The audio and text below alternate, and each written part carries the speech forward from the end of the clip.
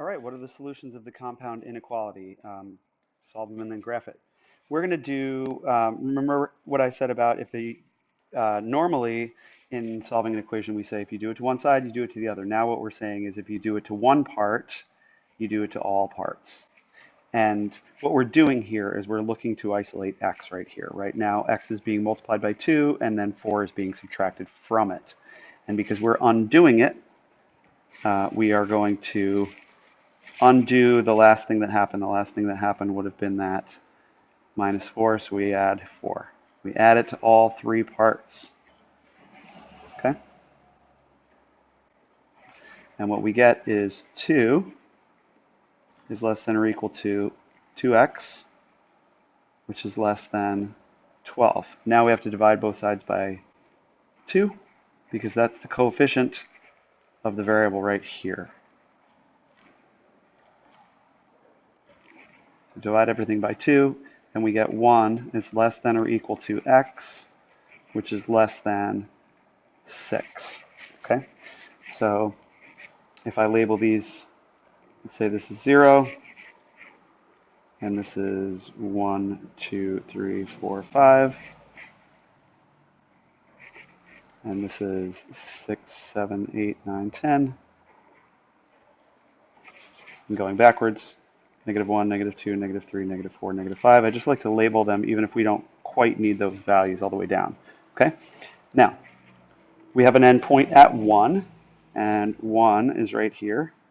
And we have an endpoint at 6, and 6 is right here. Okay?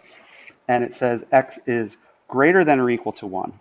So we're going greater than this 1, but we could also be equal to it, so we need to fill in this endpoint. Fill it in. Okay? And then we're going greater than that. Going over to this other endpoint of 6, it says x is going to be less than that. It does not say or equal, so we do not fill that in. Okay? And you can see my number line is longer than it needs to be just because I have, I've installed these number lines that might be useful for some problems and might be too long for others, but there you go. Okay? So we've got an endpoint there at 1, and we've got an endpoint there at 6, and the one at 1 is filled in because it can be equal to that. And we're talking about values greater than the 1 or equal to, and less than the 6. So we're talking about the space in between. Okay? And we're going to then do number 68. And we're undoing everything. So if -2 is less than 4x minus 10, which is less than 6, we need to solve this by saying I'm undoing what's happening to x right now. It's being multiplied by 4, and then 10 is being subtracted from it. So we do the inverse operation of that minus 10 first to all three parts. And we get 8 is less than 4x, which is less than 16. And now you can see what's happening to x. It's being multiplied by 4, so we undo that with a divided by 4.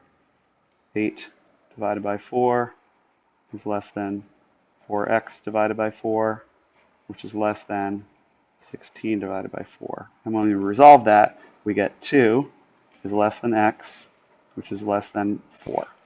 Okay? Now, if I wanted to, just for fun, I could say this is 0, and I could just skip points, and I could say, well, let's say this is 0. Why not? Let's go a little further down. And we could say that this is 1, and this is 2, going by 2s, right? Or, each mark is a half.